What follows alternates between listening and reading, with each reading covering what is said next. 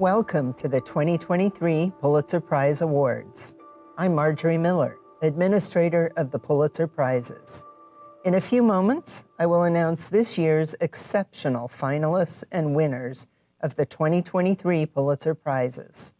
But first, I want to turn it over to the co-chairs of the Pulitzer Prize Board, Neil Brown, President of the Poynter Institute, and Tommy Shelby, Professor of African and African American Studies and of Philosophy at Harvard University.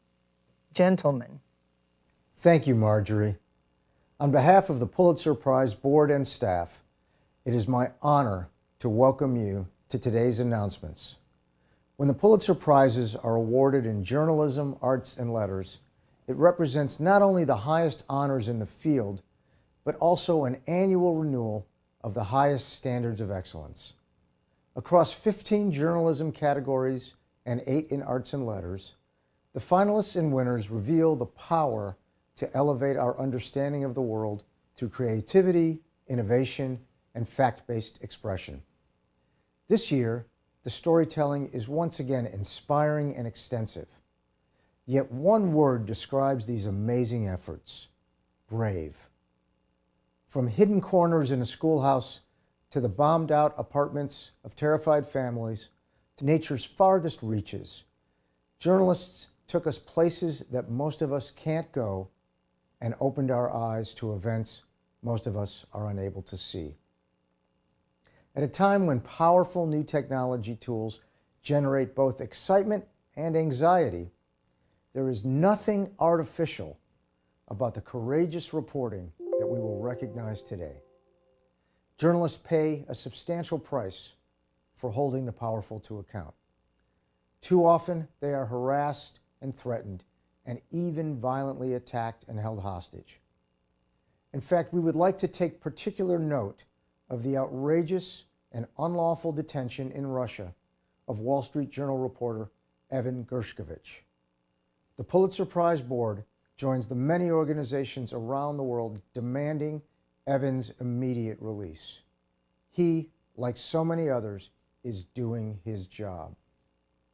In awarding the Pulitzer Prizes, we celebrate the value of journalism to help us make sense of the world. The finalists and winners we announce today remind us that journalism is not an optional component of our democracy. It is absolutely essential. Now, I'm delighted to turn it over to my colleague, Professor Tommy Shelby. Thank you, Neil.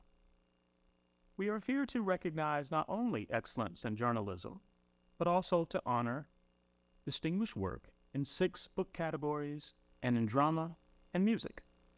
Our mission is to celebrate the finest achievements in arts and letters, while also upholding our unwavering commitment to freedom of expression and to promoting independent, critical, and at times unconventional thinking.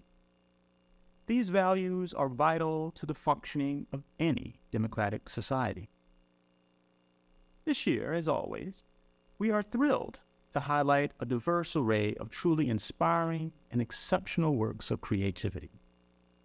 With remarkable depth and insight, the finalists and winners explore universal themes in refreshingly new and subtle ways.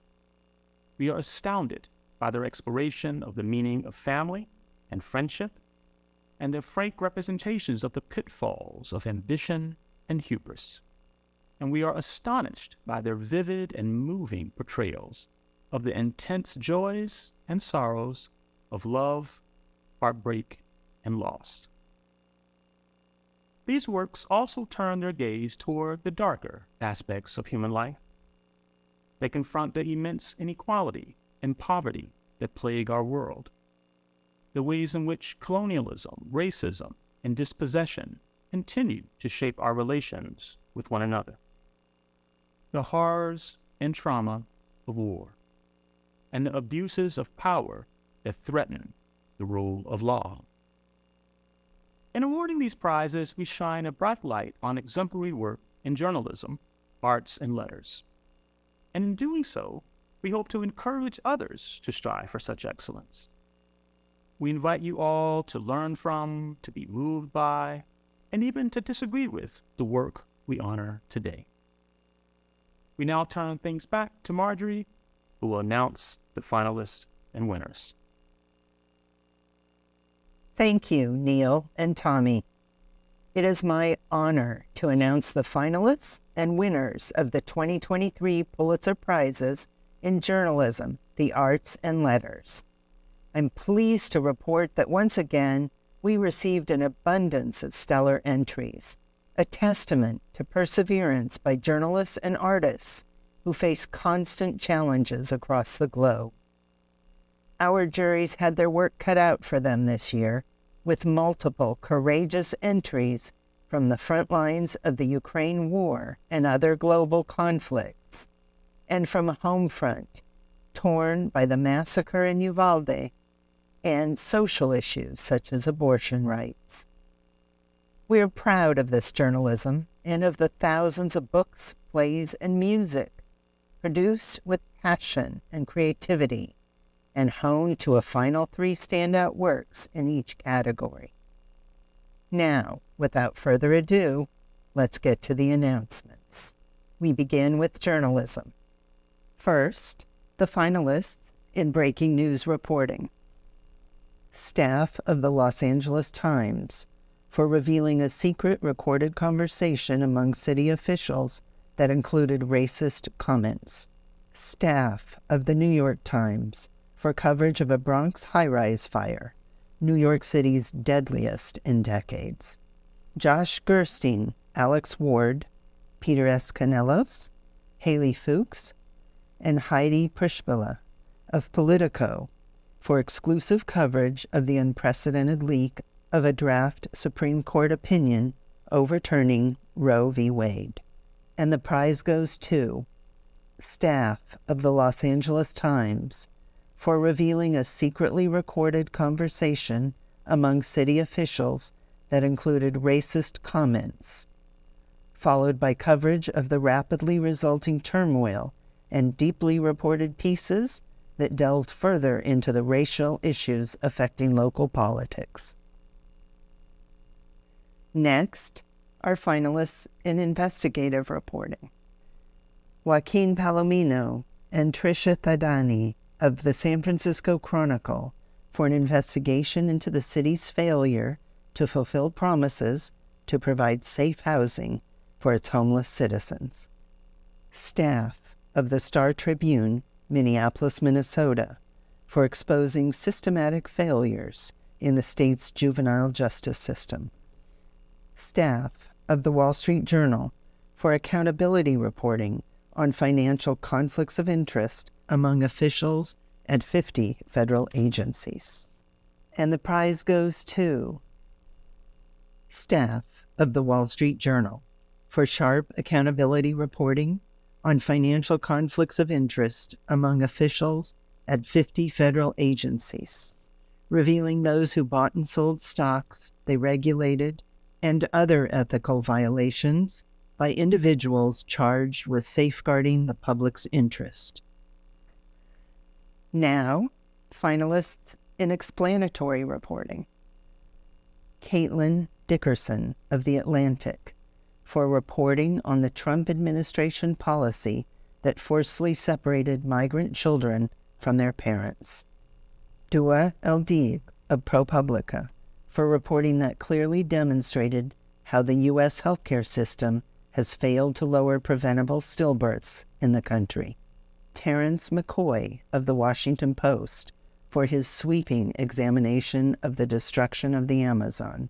And the prize goes to Caitlin Dickerson of The Atlantic for a deeply reported and compelling accounting of the Trump administration policy that forcefully separated migrant children from their parents, resulting in abuses that have persisted under the current administration. Next, finalists in local reporting.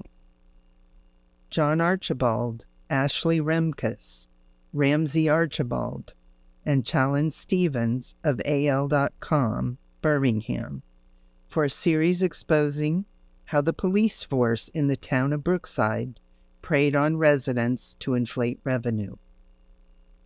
Staff of the Los Angeles Times for coverage of abuses in the state's legal cannabis industry. Anna Wolf of Mississippi Today for reporting that revealed how a former governor used his office to steer millions of state welfare dollars to family and friends, including NFL quarterback Brett Favre. We are awarding 2 prizes in this category, and the winners are John Archibald, Ashley Remkus, Ramsey Archibald, and Challen Stevens of AL.com, Birmingham, for a series exposing how the police force in the town of Brookside preyed on residents to inflate revenue, coverage that prompted the resignation of the police chief, 4 new laws, and a state audit. Also, the prize goes to Anna Wolf of Mississippi Today, Ridgeland, Mississippi, for reporting that revealed how a former Mississippi governor used his office to steer millions of state welfare dollars to benefit his family and friends, including NFL quarterback Brett Favre. Here are the finalists for national reporting. Stephania Taladrid, contributing writer, The New Yorker, for sweeping and empathetic reporting on individuals caught in the abortion fight in New Mexico, Texas, and Mexico.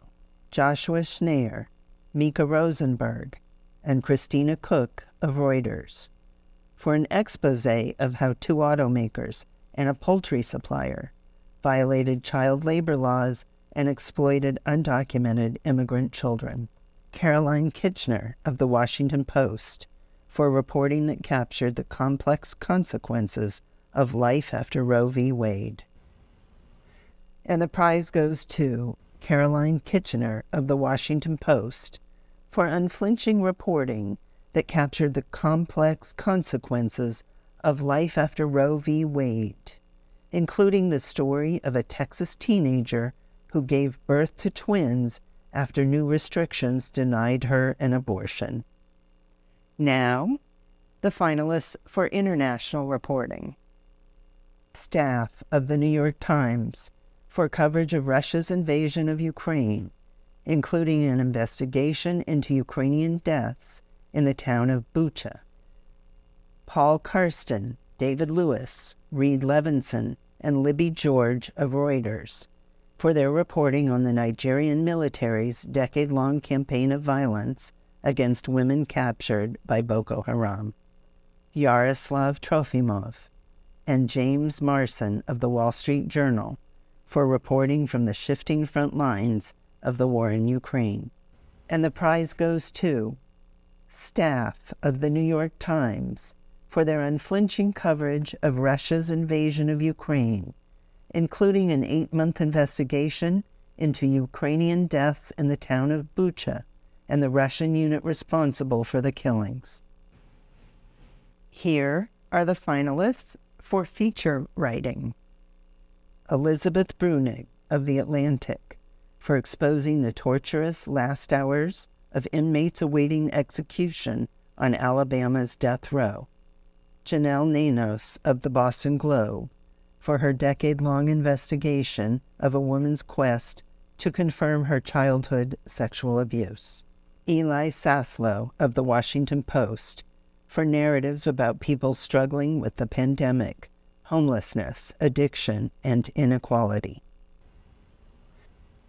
And the prize goes to Eli Saslow of The Washington Post for evocative individual narratives about people struggling with the pandemic, homelessness, addiction, and inequality that collectively form a sharply observed portrait of contemporary America.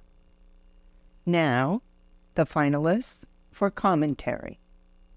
Kyle Whitmire of AL.com, Birmingham, for columns that document how Alabama's Confederate heritage still colors the present with racism and exclusion. Xochitl Gonzalez of The Atlantic, for columns that explore how gentrification and the predominant white culture in the United States stifle the physical and emotional expression of racial minorities. Monica Hesse of the Washington Post, for columns that convey the anger and dread that many Americans felt about losing their right to abortion after the Supreme Court overturned Roe v. Wade.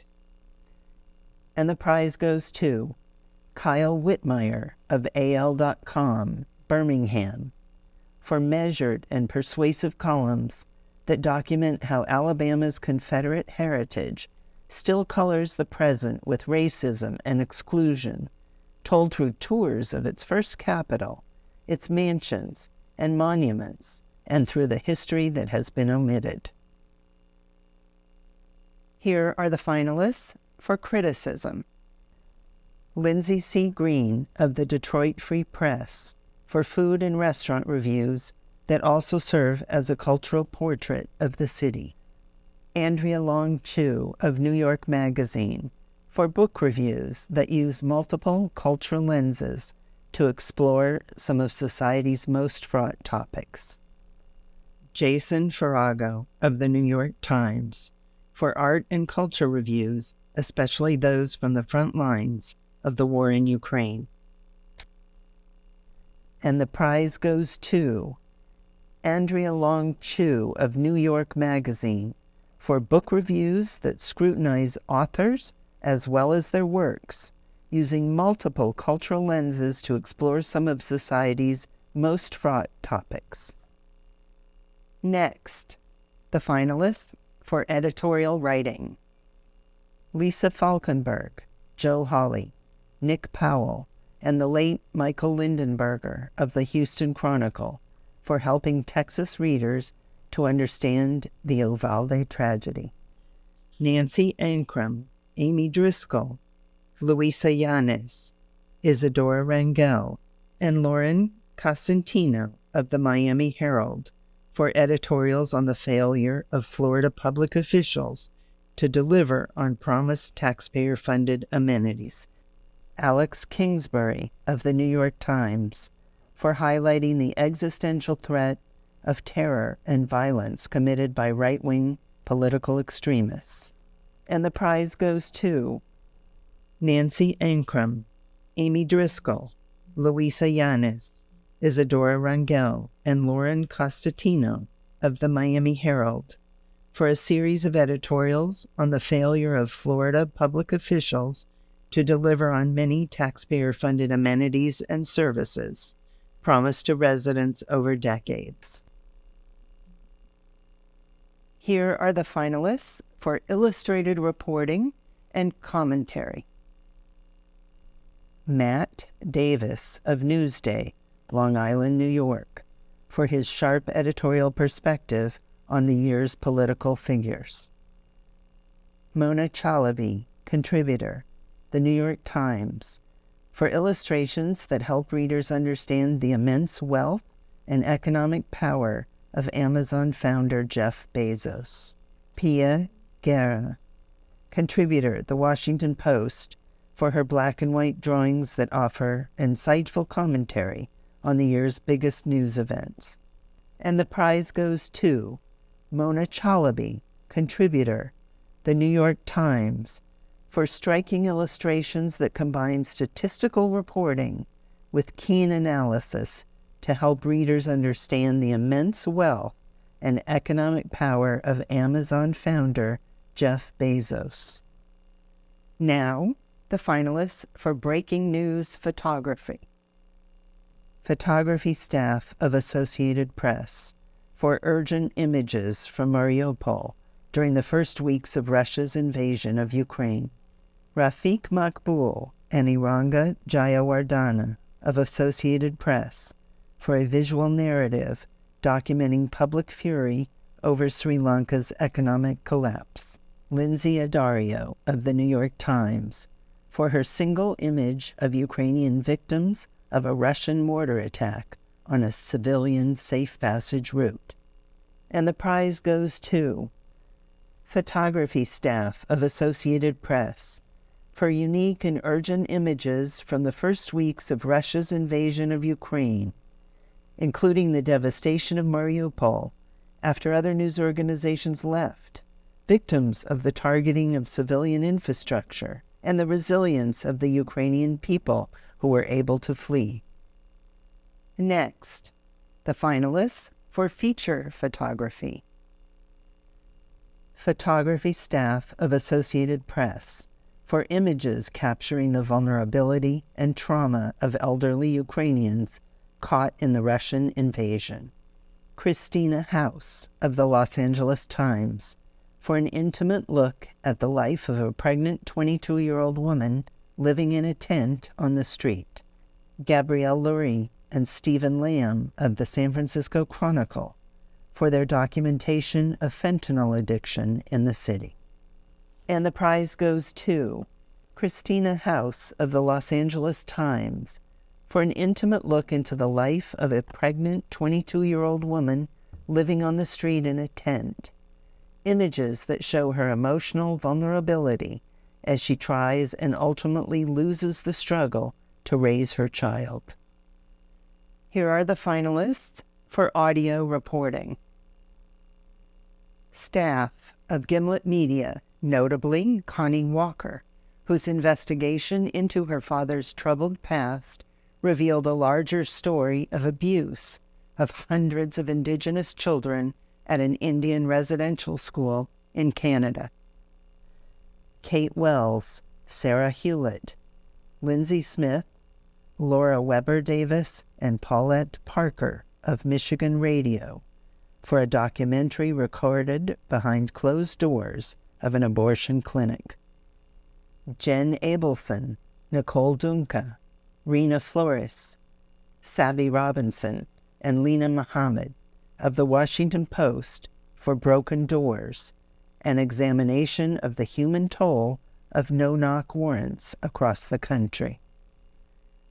And the prize goes to staff of Gimlet Media, notably Connie Walker, whose investigation into her father's troubled past revealed a larger story of abuse of hundreds of Indigenous children at an Indian residential school in Canada, including other members of Walker's extended family.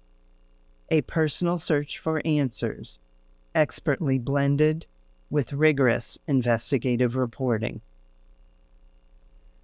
And now, the finalists for public service. Associated Press for the work of Mstislav Chernov, Evgeny Maloletka, Vasilisa Stepanenko, and Lori Hinnant, courageous reporting from the besieged city of Mariupol. The Austin American Statesman, in collaboration with the USA Today Network, for unflinching coverage of law enforcement's flawed response to the massacre in Uvalde, Texas. The Washington Post, for an exhaustive investigation of the fentanyl crisis in the United States and government's failure to address the epidemic. And the prize goes to Associated Press for the work of Mstislav Chernov, Evgeny Maloletka, Vasilisa Stepanenko, and Lori Hinnant, courageous reporting from the besieged city of Mariupol that bore witness to the slaughter of civilians in Russia's invasion of Ukraine.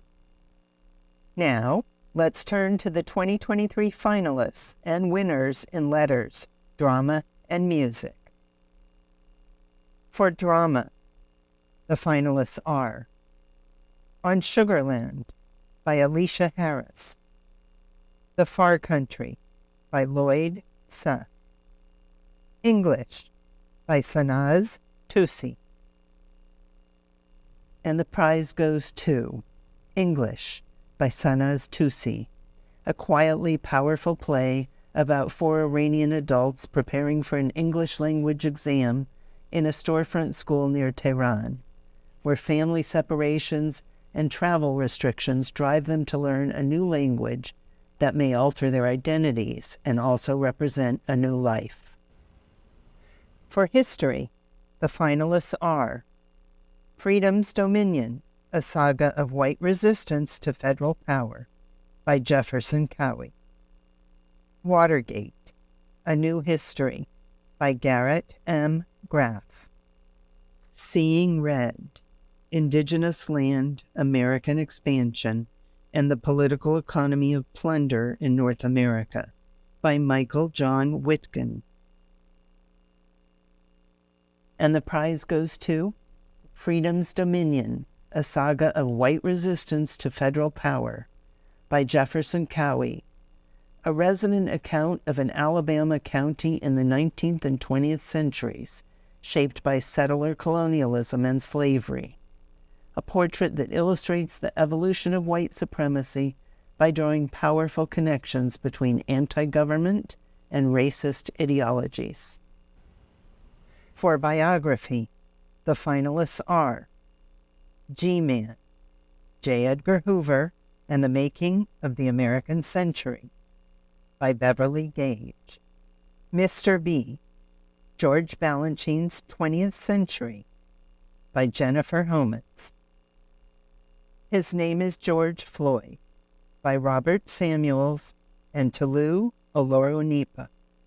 And the prize goes to G-Man, J. Edgar Hoover and the Making of the American Century, by Beverly Gage. A deeply researched and nuanced look at one of the most polarizing figures in U.S. history that depicts the longtime FBI director in all his complexity, with monumental achievements and crippling flaws. For memoir or autobiography, the finalists are The Man Who Could Move Clouds, by Ingrid Rojas Contreras. Stay True, by Wa Su. Easy Beauty, by Chloe Cooper Jones. And the prize goes to Stay True, by Wa Su, an elegant and poignant coming-of-age account that considers intense, youthful friendships, but also random violence that can suddenly and permanently alter the presumed logic of our personal narratives. For poetry, the finalists are Still Life, by the late J. Hopler. Blood Snow, by D.G. Nanook Okpik. Then the War and Selected Poems, 2007 to 2020, by Carl Phillips.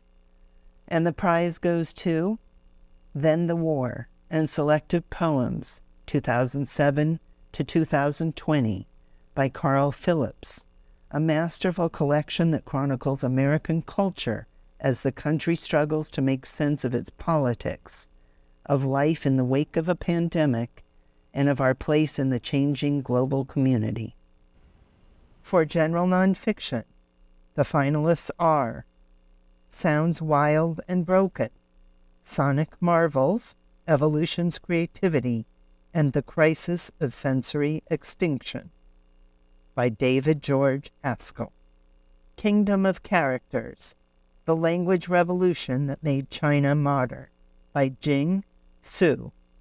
Under the Skin, The Hidden Toll of Racism on American Lives and on the Health of Our Nation, by Linda Villarosa.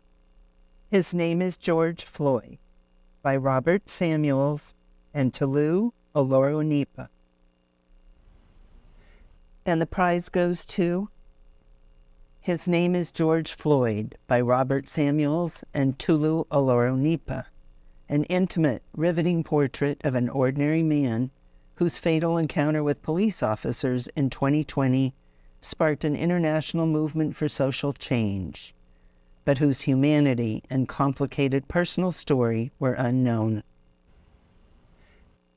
For music, the finalists are Omar, by Rhiannon Giddens and Michael Abels. Perspective, by Geraldine Patton. Monochromatic Light, Afterlife, by Tashawn Sorin.